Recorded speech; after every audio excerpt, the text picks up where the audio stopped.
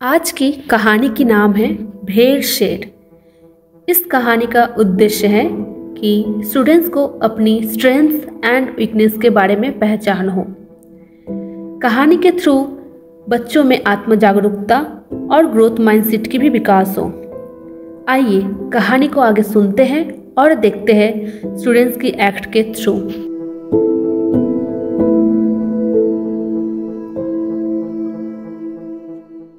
एक जंगल में एक गर्भवती शेरनी थी।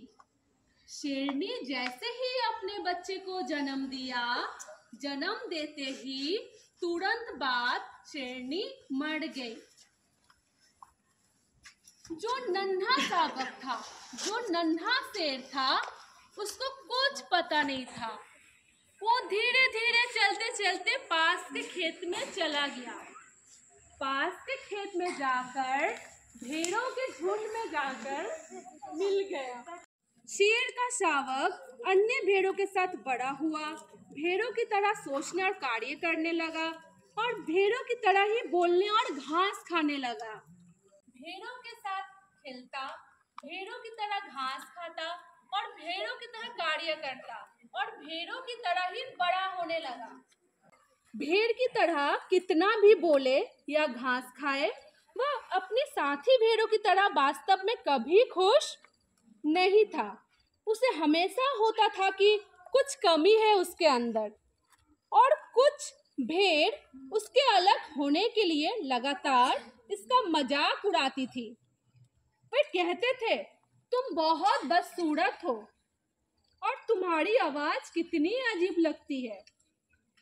तुम हम में से बाकी लोगों की तरह ठीक से बोल क्यों नहीं सकते? तुम भेड़ समुदाय के लिए एक अपमान हो। कुछ अन्य भेड़ उसके साथ कभी नहीं मिलती। नन्हा शावक बस वही खड़ा रहता और इन सभी अपमानों को धीरे धीरे सुनता और बहुत दुखी होता। उसने सोचा कि उसके पास कभी मीठी आवाज नहीं हो सकती और वो अन्य भेड़ों की तरह घास को भी कभी अच्छी तरह से चबा नहीं सकता था। उसे महसूस होता था कि उसका अलग प्रकार का होना भेड़ समुदाय के लिए एक अपमान है। इन दूर के जंगल के एक बड़े शेर ने भेड़ों के झुंड को देखा और उनका शिकार करने का फैसला किया। हमला करते हुए उसने देखा कि एक नन्हा शेर शावक भी अन्य भेड़ों के साथ भाग रहा है। हैरान होकर बड़े शेर ने भेड़ों का पीछा करना बंद किया और इसके बजाय नन्हे शेर शावक का पीछा किया। वह नन्हे शेर शावक पर झपटा और गुर्राया।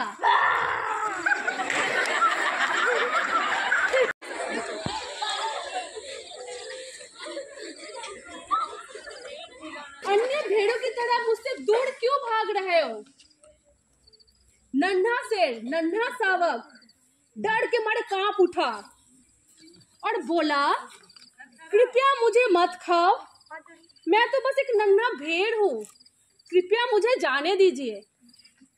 ये सुनकर बड़ा शेर को बहुत गुस्सा आया। वो गुर्राया,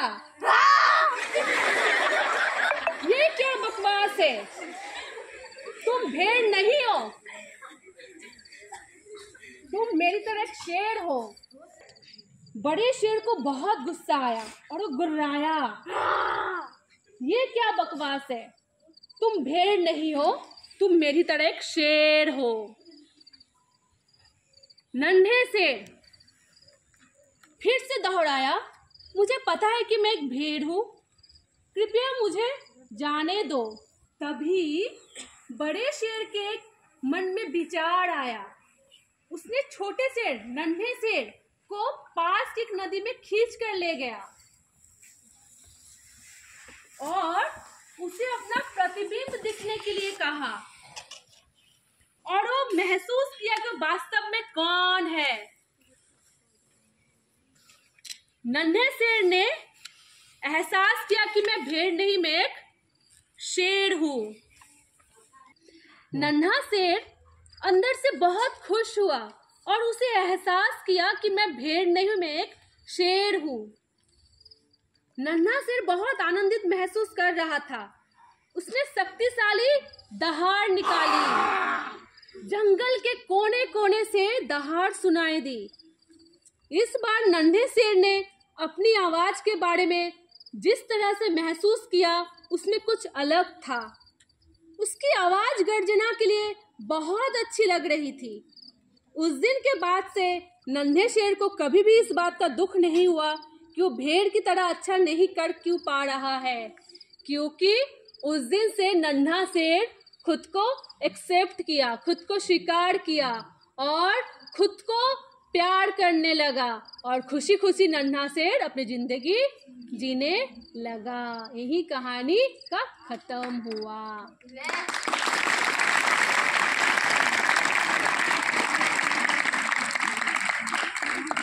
तो आइए देखते हैं एक झलक कि किस तरीके से हमारी टीचर्स एंड स्टूडेंट्स मिलकर टीम वर्क करते हुए क्रिएटिविटी को दर्शाता है। इस कहानी से हमको यही सीख मिलती है कि खुद को एक्सेप्ट करना और खुद की स्ट्रेंथ को जानना कितनी ज़रूरी है।